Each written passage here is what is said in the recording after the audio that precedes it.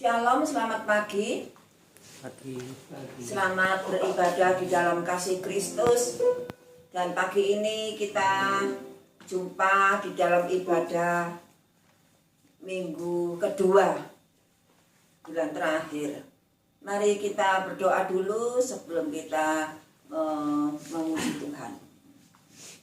Bapa di dalam surga, terpujilah namamu Allah yang kami sembah.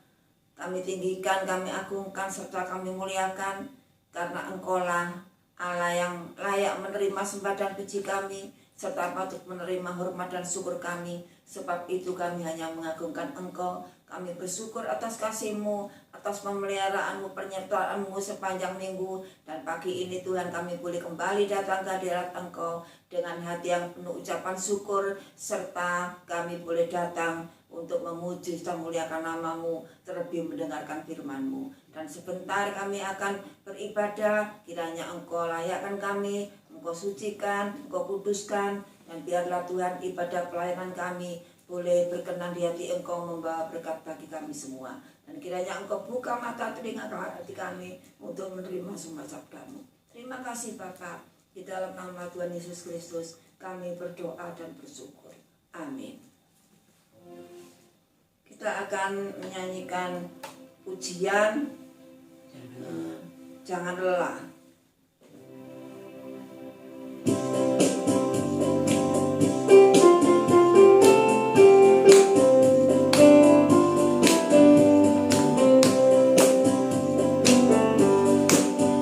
Jangan lelah bekerja di ladangnya Tuhan, Roh Kudus yang beri kekuatan, yang mengajar dan menopang.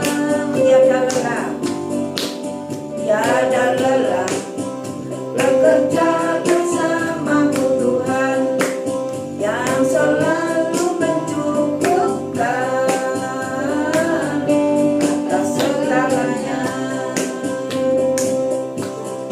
Ratakan tanah bergelombang, timbullah tanah yang berlubang, menjadi siap ibamu di atas dasar iman. Ratakan tanah bergelombang, timbullah tanah yang berlubang, menjadi siap ibamu di atas dasar iman. Menjadi siap dibangun, menjadi siap dibangun di atas dasar iman. Sekali lagi, menjadi siap dibangun di atas dasar iman.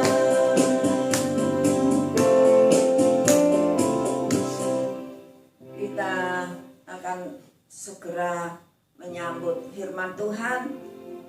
Kita nyanyikan satu pujian, Roh Kudus Kau hadir di sini.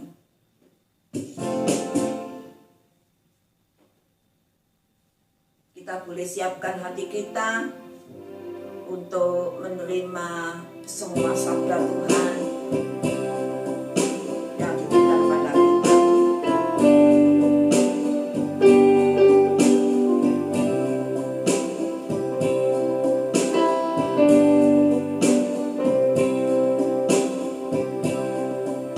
Roh Kudus Kau hadir di sini.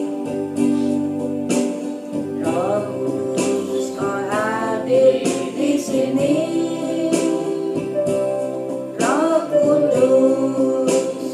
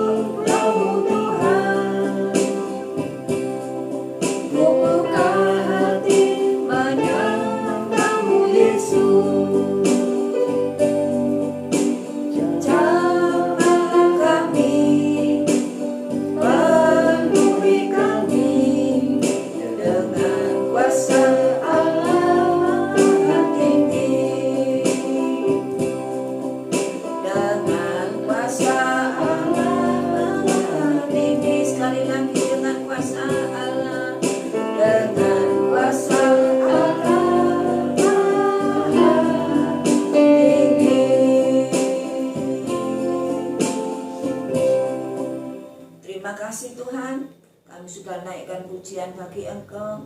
Kiranya pujian kami yang penuh dengan kelemahan dan kekurangan ini boleh berkenan di hati Engkau, boleh menyukakan dan menyenangkan hati Engkau. Dan terlebih Tuhan, kami boleh senantiasa bersukacita di dalam Engkau. Dan sebentar kami akan mendengarkan firman-Mu. Kiranya Engkau buka mata telinga hati kami, terlebih Engkau siapkan hati kami Tuhan untuk menerima segala sabda-Mu. Dan kiranya Engkau memberikan hati kami yang fokus akan firman-Mu. Kau beri kami hati yang tulus untuk menerima firman-Mu. Apapun bentuk firman-Mu itu Tuhan, sekeras apapun Tuhan, kiranya Engkau lembutkan hati kami untuk kami mau menerima semuanya dengan hati yang lapang. Terima kasih Tuhan, Engkau urapi hamba-Mu yang sebentar akan menyampaikan firman-Mu. Biarlah apa yang disampaikannya bukan dari hati dan pikirannya sendiri, tetapi semata merupakan ungkapan isi hati-Mu. Terima kasih Bapak, Engkau pimpin ibadah kami dari pertengahan ini hingga kesudahnya. Terima kasih Bapak, segala puji hormat kami persembahkan di dalam nama Tuhan Yesus Kristus. Amin.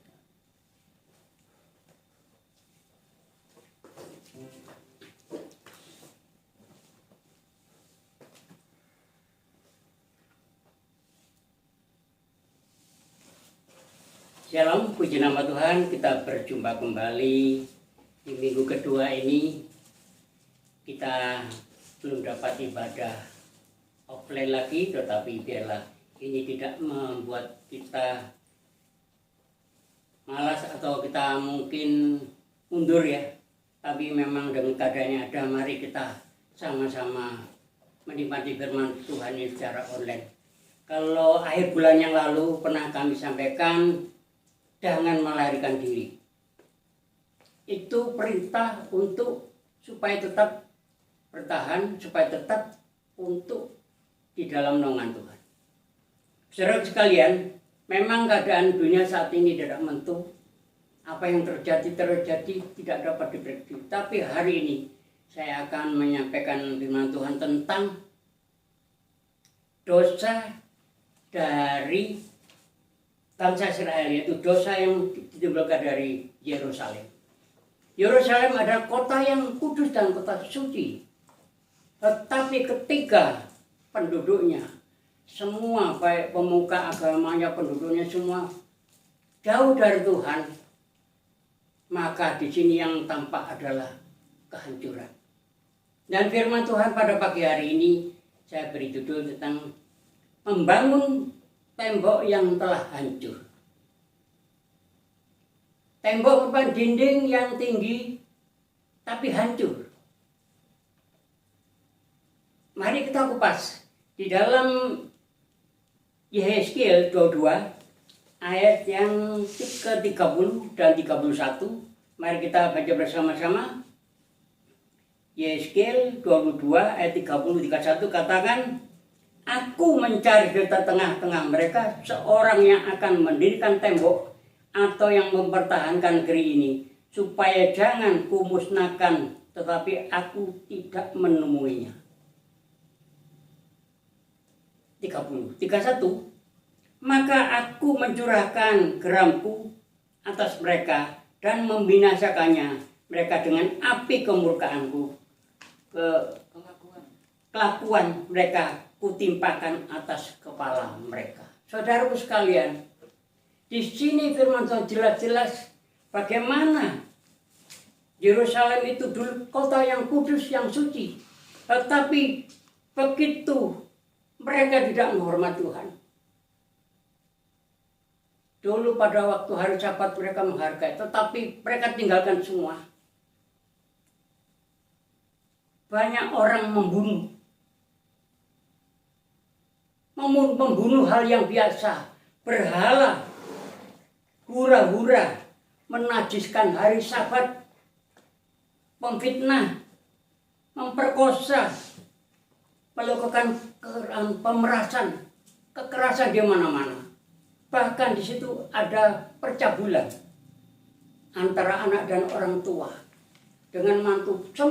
Semuanya merupakan dosa-dosa murka daripada Tuhan. Bahkan di sini bangsa Israel sudah menjadi sanga. Pernah saya jelaskan beberapa bulan yang lalu tentang sanga. Sanga itu adalah campuran logam, nikel, tembaga, dan timah putih, dan timah hitam. Itu dimasukkan dalam kuali yang besar, diaduk. Tuhan sampai memberi nama bangsa Israel seperti sanga. Artinya dicampur aduk. Tapi dosa-dosa itu mereka, kekejian, perzinahan, korupsi, bahkan menajiskan hari Sabat. Padahal dahulu pada hari Sabat, bangsa Israel waktu dekat dengan Tuhan, mereka selalu datang beribadah. Tetapi ini mereka menajiskan, ditiadakan. Dan ini bukan berarti yang kita alami di Kaliboto, bukan, maaf ya. Kita tetap mendengar firman Tuhan secara online seperti ini. Ini dosa-dosa dari Yerusalem. Sehingga pada waktu itu Tuhan memberikan satu putusan sebelum dihancurkan. Ayat 30 tadi dikatakan, aku mencari di tengah-tengah mereka seorang yang akan mendirikan tembok atau yang mempertahankan negeri itu, supaya jangan kumusnahkan, tetapi aku tidak menemuinya. Artinya Tuhan tidak menemui seorang pun di Yerusalem itu pada waktu itu. Tuhan memberikan peringatan, kalau Anda kata satu orang berdiri berdoa minta ampun, maka tembok itu tidak dimusnahkan. Tetapi itulah yang terjadi. Bangsa Israel, bangsa yang tegar tengkuk, sudah diberikan perlindungan pada waktu keluar dari Mesir. Mereka masih ngomel. Hari ini, ayo kita renungkan. Kalau ada tembok yang tinggi, tetapi hancur, itu ibaratnya adalah kehidupan kita masa-masa seperti ini. Bahkan di situ Tuhan memberikan satu peringatan lagi. Sebelum kuhancurkan, maka tanah yang di sekitar itu tidak ada hujan turun, dan air pun tidak mengalir. Di situ baru bangsa Israel merasakan bahwa kalau jauh dari Tuhan, hidupnya semakin sengsara. Baru bertobat. Inilah yang terjadi hari ini, di mana banyak anak Tuhan yang saat ini temboknya runtuh. Temboknya masih 90% karena mereka punya persediaan cukup dana. Mereka menganggap Tuhan tidak perlu dulu, ibadah tidak perlu dulu, karena temboknya masih tinggi 90%. Artinya uangnya masih banyak. Ibadah nanti nomor berapa? Ada yang sudah 75%. Mereka mau beribadah tapi kalau hati senang ada berkat mau ibadah. Ada yang 50%. Temboknya tinggal separuh. Mau beribadah. Tapi ya kadang-kadang masih enggak. Tapi ada yang sudah hancur rata dengan tanah. Ini ada tawaran firman Tuhan bagi saudara dan saya. Hari ini kehidupan saudara dan saya seperti ini. Dikatakan di sini, Allah kita adalah Allah yang hebat, Allah yang dahsyat, Allah yang baik. Sebelum hukuman datang, Allah mencari kita, mencari saudara dan saya. Adakah dari seorang dari saudara yang mau datang kepada Tuhan untuk mencari orang pun? Tuhan tidak mencari orang 10 orang, 100 orang, tapi mencari satu. Andai kata pada waktu itu ada satu orang dicari dan mereka mau berdoa, minta ampun, tembok tadi dia akan hancur. Kita berpikir secara logis saja. Untuk membangun tembok itu aja harus mengeluarkan biaya. Tembok yang sudah didirikan, dibentengi dengan Tuhan Yesus Kristus, tapi begitu mereka meninggalkan, meniadakan hari Sabat, tembok itu diserang itu akhirnya hancur, dimusnahkan. Saudara sekalian, apa artinya membangun tembok yang sudah hancur dan mempertahankan negeri itu? Bila ada seorang yang berdiri, tadi dikatakan yang mau berdiri dan berdoa, minta ampun, maka tembok tidak dihancurkan.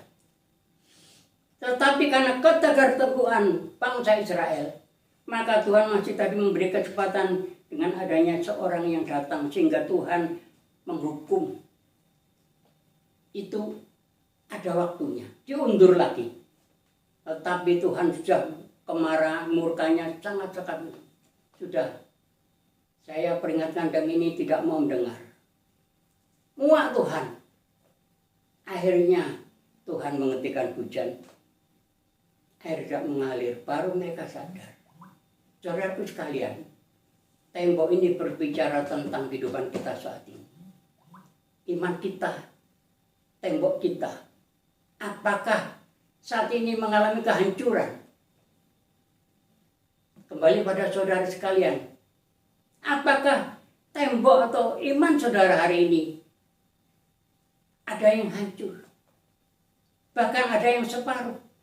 Ingat saudara, kekayaan tidak dapat menjamin saudara masuk surga. Kekayaan hanya dinikmati di dunia ini. Tapi kalau iman saudara, tembok saudara berdiri kokoh sampai hari ini, saya percaya Tuhan akan menyertai saudara sekalian. Kalau tadi ada tawaran tentang membangun tembok yang sudah hancur, tentunya memerlukan dana, memerlukan tenaga, memerlukan waktu dan pikiran. Saya tantang pada jemaat Sola Gratia, ayo kita bangun tembok lagi. Tembok yang sudah hancur. Butuh tenaga, pikiran, waktu. Ya. Ini yang saya berikan pada saudara kalian. Jangan kita hanya paham, ya Pak, kalau mungkin ibadahnya ini sudah mulai offline lagi, saya mau datang. Kalau online tidak datang. Saudara sekalian, berbahagialah orang yang selalu mau mendengar firman Tuhan. Kan firman itu merupakan kekuatan. Kekuatan bagi saudara dan saya untuk selalu taat kepada Tuhan. Bagaimana membangun tembok yang sudah hancur dan mempertahankan negeri ini supaya ada hujan dan aliran air? Saudaraku, ada 4 hal di sini yang harus saudara nikmat. Sama Tuhan, sebentar saya mohon maaf itu.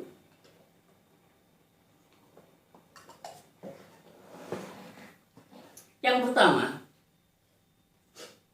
kalau saudara mau membangun tembok yang sudah hancur ini, yang pertama ada syaratnya, yaitu menyadari apa kesalahan kita. Pada umumnya orang selalu melihat kesalahan orang lain. Kesalahan kita tidak pernah kita tunjukkan, bahkan ditutupi. Itu manusia. Seperti pepatah katakan, kuman di seberang tampak, tapi gajah di pelipis mata tidak tampak. Itulah sifat manusia. Tuhan tidak menghukum atau menghajar, memusnahkan kita. Tetapi Allah menghendaki agar kita tidak binasa. Tuhan menghentikan hujan dan tidak mengalirkan air. Saudaraku sekalian, untuk cepat menyadari kesalahan kita, kita harus mengoreksi diri kita. Baru kita sadar bahwa inilah kesalahan saya. Di dalam Yeremia 3 ayat 13 katakan, akuilah kesalahanmu bahwa engkau telah mendurhakai terhadap Tuhan Allahmu. Ini sudah jelas. Akuilah kesalahanmu bahwa engkau telah mendurhakai terhadap Tuhan Allahmu. Ini kita mengakui. Caranya untuk membangun tembok yang sudah hancur, mengakui dulu kesalahan kita. Tuhan mencari orang berdosa. Tuhan tidak mencari orang benar tentu akan datang sendiri. Tapi Tuhan mencari orang yang berdosa. Maka kita mau tadi menyadari bahwa akuilah kesalahanmu.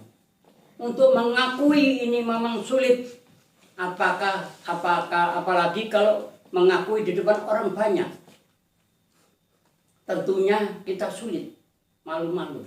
Tetapi di sini jelas-jelas. Kalau kita mau membangun tembok yang sudah hancur ini, iman yang sudah hancur, maka di sini kita harus mengakui kesalahan kita bahwa kita telah mendurhakai terhadap Tuhan Allah kita. Itu yang pertama. Yang kedua, kalau kita sudah mengakui akan kesalahan kita, kekurangan kita, maka di sini yang kedua dikatakan, ingat, adakah nazar atau janji yang belum ditepati di hadapan Tuhan? Ini sangat-sangat perlu kita perhatikan. Saudara sekalian, jangan mudah saudara berjanji, bernazar pada Tuhan. Tuhan, saya sudah mencari pekerjaan di dapat, maka saya jadi ingin melayani Tuhan. Saudaraku sekalian, banyak orang yang mengatakan seperti aku mau melayani, tetapi mereka tidak konsisten. Begitu ada tawaran, pindah. Ingat firman Tuhan yang kemarin, jangan melarikan diri. Itu garis bawahi. Ini nazar, ini janji pada Tuhan. Mungkin ada orang mengatakan di sini, kadang kala kita berpikir, saya sudah beribadah, saya sudah melayani, saya hidup sungguh-sungguh. Tetapi mengapa tantangan kesulitan masih ada? Saya sudah berkorban untuk ini. Saya sudah selalu datang beribadah, berdoa pagi. Mengapa tantangan ini masih ada? Saudara sekalian, hati-hati seorang punya nazar, punya janji di hadapan Tuhan. Kalau saudara tidak tepati, maka Tuhan itu sangat marah. Tuhan akan menuntut dan mengejar apa yang kita katakan. Oleh sebab itu, kalau saudara mau melayani, tidak perlu saudara bersaksi gembar-gembar ke orang lain. Mau melayani, silakan langsung ambil keputusan untuk melayani. Itu adalah suatu tindakan di mana saudara harus berani tampil. Mungkin ada nazar atau janji kita terhadap Tuhan tidak ditepati dan mengucapkan, Tuhan, kalau saya sembuh, saya mau melakukan sesuatu. Kalau saya dapat pekerjaan dan berhasil, maka saya mengerjakan pekerjaan Tuhan ini. Itu janji mulut pada kita. Sebelum kita mendapat janji, tentu banyak gangguan yang terjadi. Tapi ketika menepati janji, maka ada kuasa yang turun. Saya bersyukur, saya bukan membanggakan seorang, tapi saya bersyukur karena ada satu jemaat di Kalipoto. Pada waktu Bapak ini sakit, divonis sudah kritis, tidak ada harapan. Bapak ini punya satu tujuan, punya nazar. Pada waktu kami berdoa bersama-sama dengan jemaat, Bapak ini berjanji, kalau Tuhan kasihan saya, kalau saya sembuh, saya ingin memperbaiki pastori.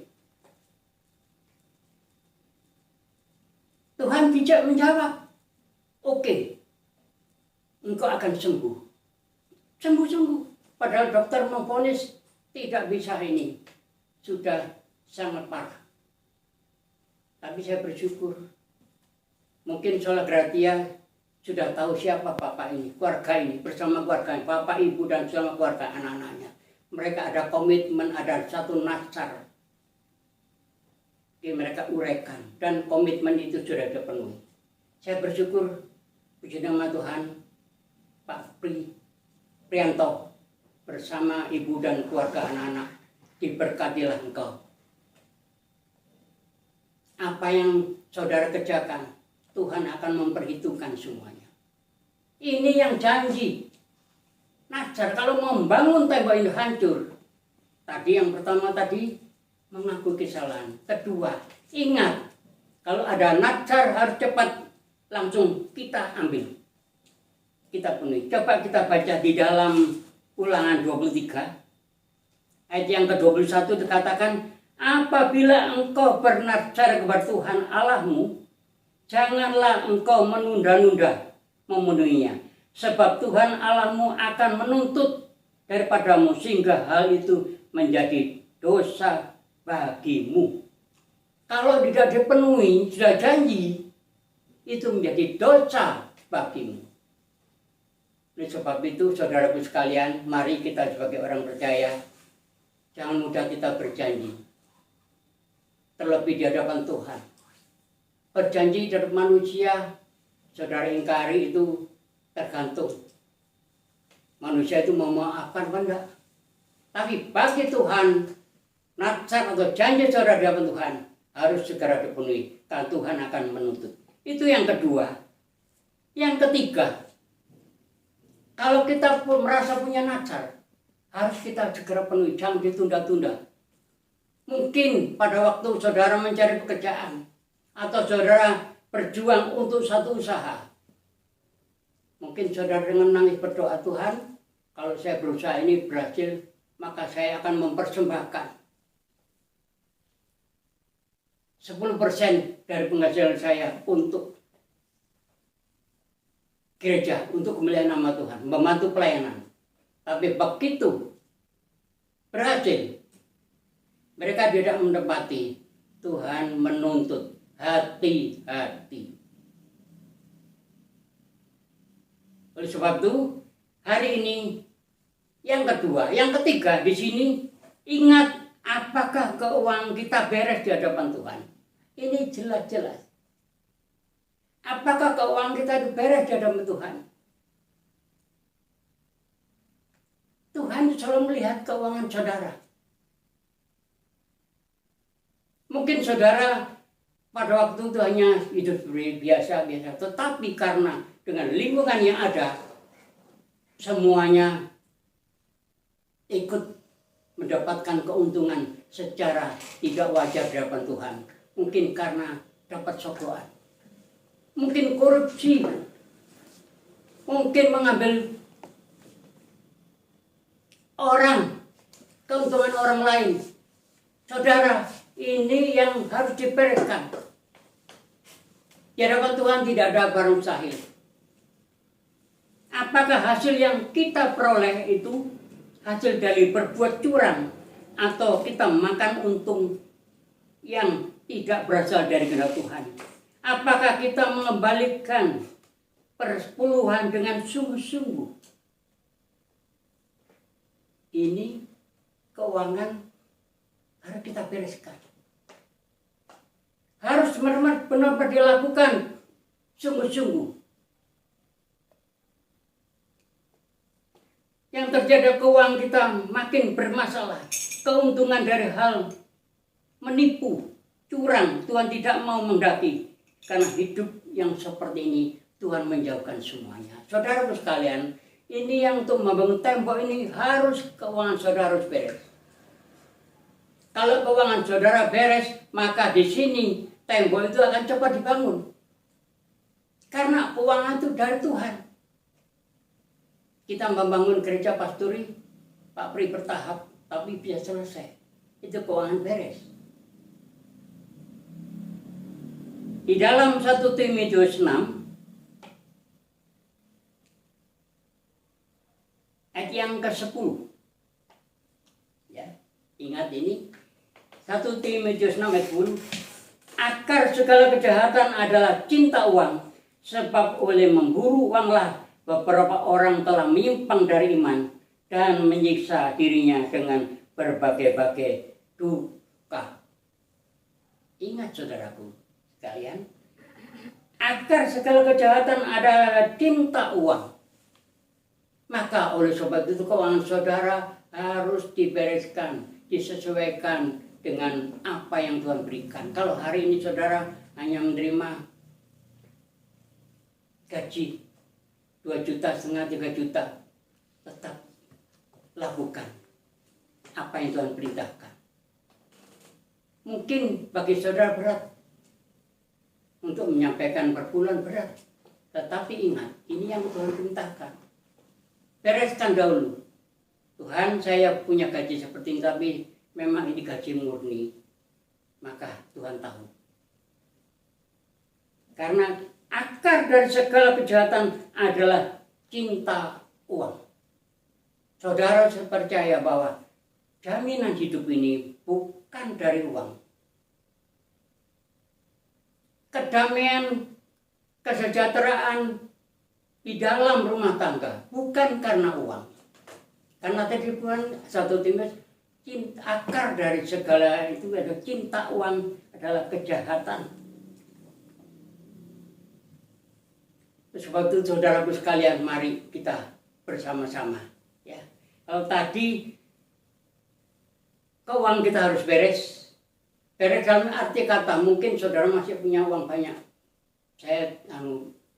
Pak, saya belum bisa hadir karena uang saya masih ngurusi ini, boleh.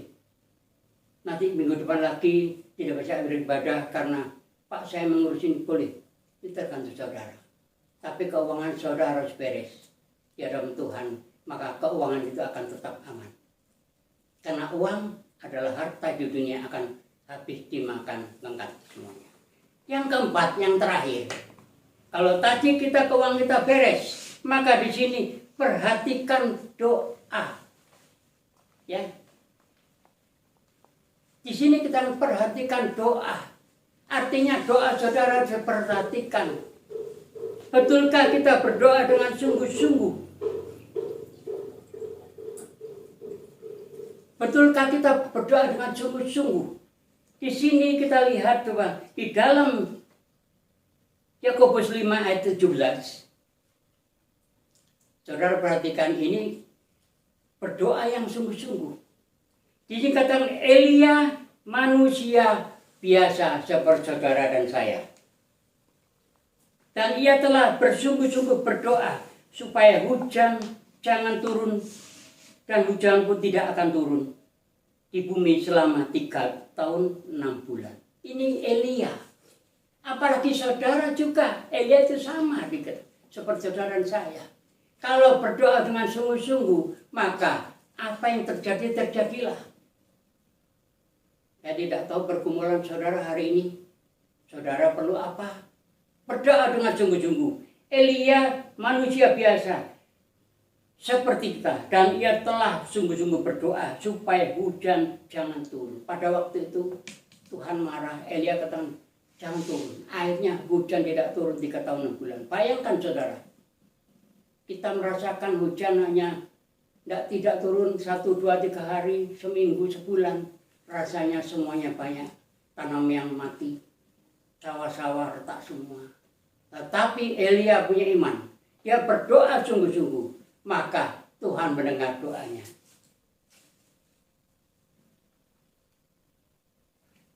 Kalau kita perhatikan doa, maka jika kita perhatikan, betulkah kita bergaul akrab dengan firman Tuhan? Artinya, setiap ibadah, apakah kita sungguh-sungguh mau mendengar firman Tuhan? Di dalam Yakobus, di dalam Yohanes 15 ayat 7. Kalau tadi doanya seperti Elia, ya.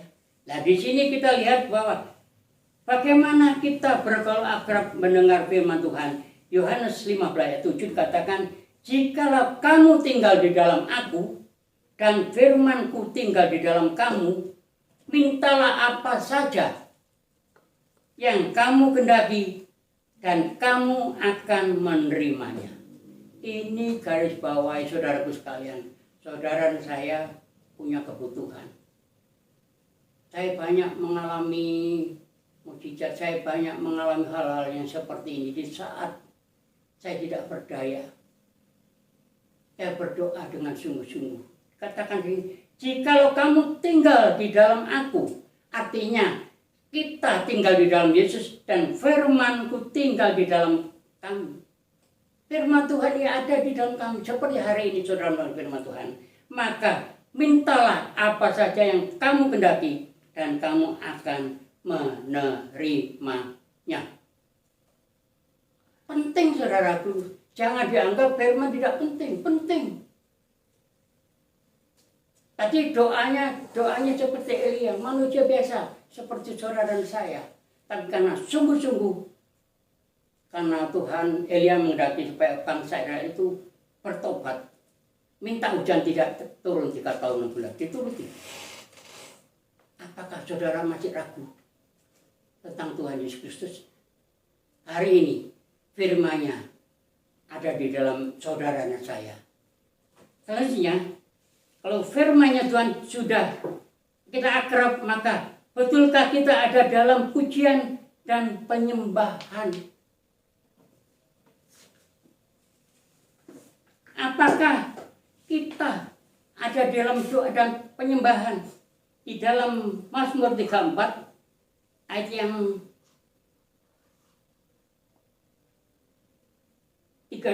yang kedua. Mazmur 34 ayat 2 katakan ini, aku hendak memuji Tuhan pada segala waktu, pujian-pujian kepadanya tetap di dalam mulutku. Artinya aku ingin memuji Tuhan setiap waktu. Pujian-pujian ada di dalam mulutku. Artinya kita selalu memuji Tuhan. Dimanapun kita berada, kita wajib memuji nama Tuhan. Saudaraku, 4 hal saudara dapat membangun tembok yang telah hancur menjadi tembok yang utuh lagi. Artinya, iman yang sudah hancur, iman yang sudah sangat-sangat hancur, saudara tidak berbuat apa-apa. Bahkan ada yang saudara sudah tidak tahan meninggalkan Yesus. Ada kesempatan emas melalui firman Tuhan. Ayo bangun kembali tembokmu. Caranya ada 4 hal. Mengakui dosa kesalahan kita. 2, apakah kita punya janji sebelum kita hancur? Apakah saudara punya janji? Wah Tuhan, berjanji melayani dengan sungguh-sungguh. Yang ketiga, tadi katakan di sini, apakah keuangan kita beres? Tentu hal ini banyak menyangkut hal. Mungkin saudara punya hutang banyak, tetapi tidak membayar, atau tidak beres. Bereskan dulu. Tuhan akan campur tangan. Yang keempat tadi katakan bahwa bagaimana doa kita sungguh-sungguh. Bagaimana kita berakrab dengan firman Tuhan. Dan bagaimana kita pun melalui puji-pujian. Mulut kita selalu memuji nama Tuhan. Saudara sekalian, firman Tuhan ini menjadikan saudara hari dapat membangun tembok yang sudah hancur menjadi utuh kembali. Sidang yang kasih Tuhan, mari kita koreksi apa yang terjadi hari ini. Perhatikan, kadang kita rajin beribadah, tapi tidak pernah berdoa. Rajin beribadah, tapi doanya jarang. Koreksi dan perbaiki. Berdoa sekali secara pribadi. Kita beribadah, tapi kita berdoa secara pribadi. Kita mendengar firman Tuhan di gereja, tapi ketika di rumah, kita jarang membaca firman Tuhan. Kita hanya menyembah dan menghina Tuhan di dalam gereja. Di luar gereja, kita tidak melakukannya. Perhatikan saudara kalian, supaya anugerah Tuhan itu dinyatakan dalam hidup saudara dan saya. Ayo membangun tembok yang sudah hancur ini untuk menjadi tembok yang utuh kembali. Caranya 4 hal tadi. Jangan saudara mempunyai pikiran saya masih dapat bertahan hidup dengan keuangan saya. Saudara akan jatuh. Tapi perhatikan keuangan yang saudara ini bereskan. Minta sama Tuhan, Tuhan supaya apa yang saya miliki ini juga berguna untuk orang lain. Artinya belajar untuk membantu. Apa yang saya punya ini saya berikan juga untuk orang lain. Membagikan. Maka di situ ada kemuliaan Tuhan timbul.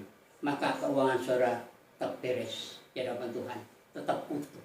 Tidak akan sampai bubar, tidak akan sampai hancur. Tetapi saudara tetap dalam firman Tuhan. Saudara, puji nama Tuhan, firman Tuhan tidak saya perpanjang. Mari hari ini jangan saudara mengatakan, Tuhan, saya sudah berdosa kepada Engkau, saya tidak mampu berbuat. Ada jalan, Tuhan membuka tangannya. Ayo bangkit, bangun tembokmu kembali. Ada 4 syarat. Akui kesalahan pertama. Terus kalau punya janji sama Tuhan, minta ampun, perbaikilah janji itu. Yang ketiga, bereskan keuanganmu. Punya uang, utang dibayar. Punya janji, dibayar semua. Beres. Dan doa yang saudara lakukan adalah doa yang benar seperti Elia. Maka Tuhan akan dengar. Dengan firman Tuhan, kita selalu akrab, selalu mendengar firman Tuhan. Maka itu ada kekuatan baru. Dan yang terakhir adalah mulutku tetap memuji nama Tuhan. Terima saudaraku sekalian, hari ini adalah hari di mana kita bulan Desember ini banyak gereja-gereja semua umat Kristen merayakan Natal.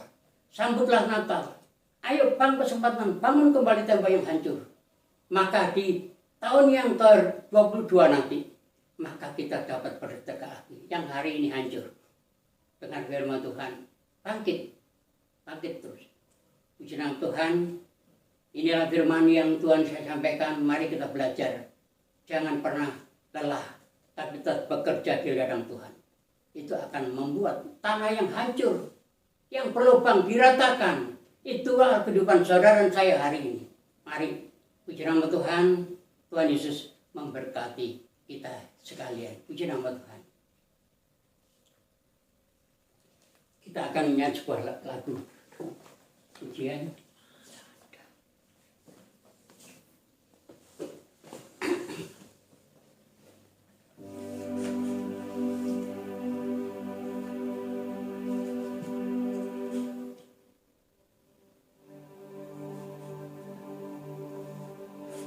Mari kita akan segera akhiri ibadah kita ini dengan satu pujian, yaitu tiada seperti Engkau.